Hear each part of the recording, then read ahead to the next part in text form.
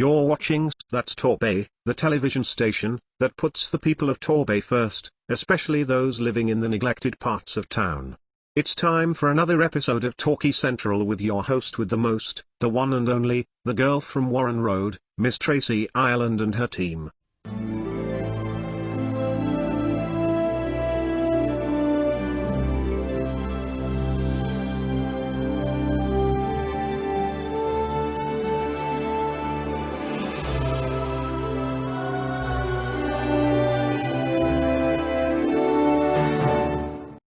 Hello wonderful people, friends and fans.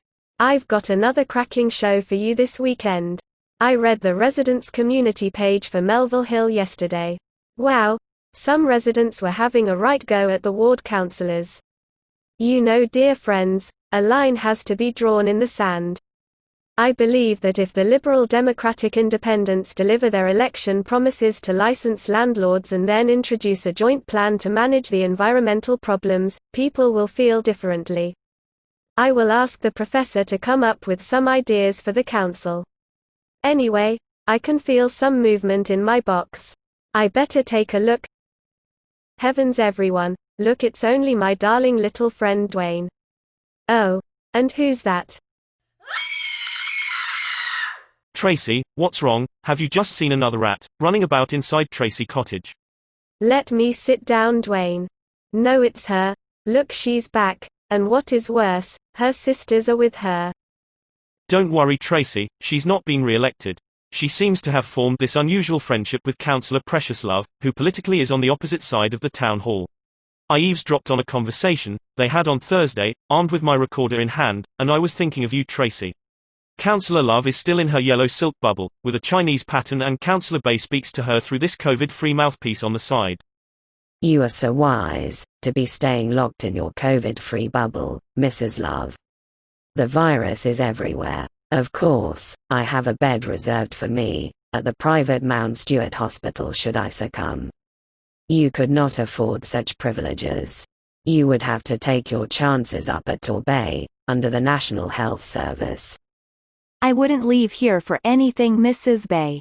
I most definitely don't want to be caught up in a second wave. I've been locked down in here since March. I will leave only when a vaccine has been found for coronavirus. I am still very busy. I look down at my voters from the top of this ivory tower, and I even have this laptop computer you gave me to keep my brain stimulated. I am sure your voters in the back streets and the social housing blocks fully understand why you aren't around for them at this time. We never did anything for them when we've been in charge, so they are used to not having any crumbs fall their way from the town hall table. I do have some more websites that will interest you. I see there is a huge, yet abandoned, shopping center in the Lebanon up for auction. If you secured that, you would be seen as a good steward of council finances. Money, money, business, business, business. You would deserve to keep your seat at the next election.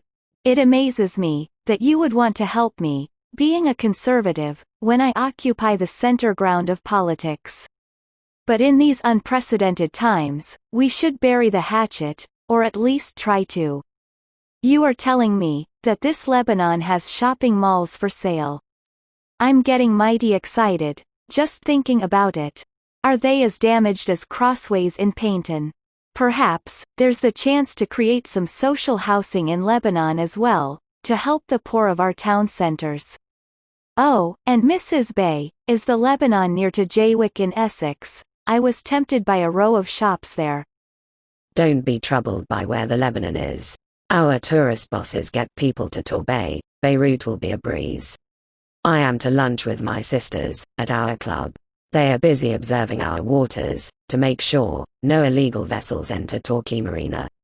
Such stoic girls. The auction of your shopping center, with room for social housing, is taking place on my darling daughter, Cordelia Palm Bay's official letting agent website. Log in now, bidding is about to start.